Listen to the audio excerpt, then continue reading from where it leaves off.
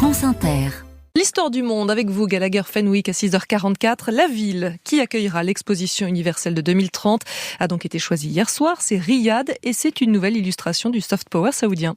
Victoire sans appel pour la délégation saoudienne dont la candidature a été sélectionnée dès le premier tour de la compétition. Véritable consécration pour le prince héritier Mohammed Ben Salman, car cette exposition verra le jour la même année que son projet phare, un plan intitulé Vision 2030. Objectif, faire sortir son pays de la rente pétrolière en développant le tourisme, l'immobilier, la santé et d'autres secteurs. Riyad a donc présenté un dossier dans la ligne de cette vision. La capitale veut faire peau neuve d'ici la fin de la décennie et proposer une exposition carbonégative. L'Arabie Saoudite, un des premiers producteurs d'hydrocarbures au monde, promet un événement qui élimine davantage de carbone qu'il n'en émet. Tout ça a un peu des allures de revanche, non ?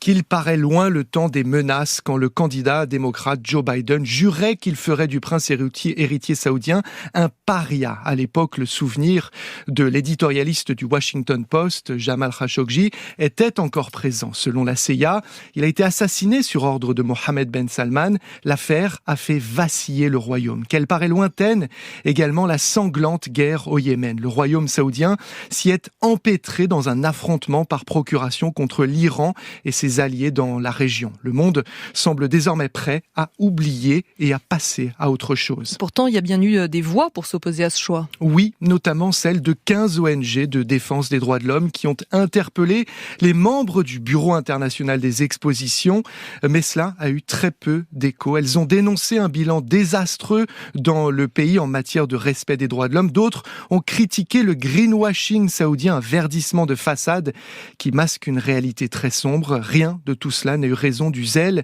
des promoteurs de Riyad 2030. Ils promettent de planter des centaines de milliers d'arbres, de fabriquer des grandes coulées vertes et de faire construire des dizaines de kilomètres de pistes cyclables dans la capitale, des installations qui continueront à être utiles puisque le pays accueillera également la Coupe du Monde de foot en 2034. Alors on le sait, l'Arabie Saoudite est un pays très conservateur. Comment la ville de Riyad compte-t-elle accueillir les 40 millions de visiteurs attendus de par le monde selon les organisateurs ? C'est l'autre grand chantier, Mathilde, de cette transformation-là concerne les mœurs et elle est en cours depuis une poignée d'années.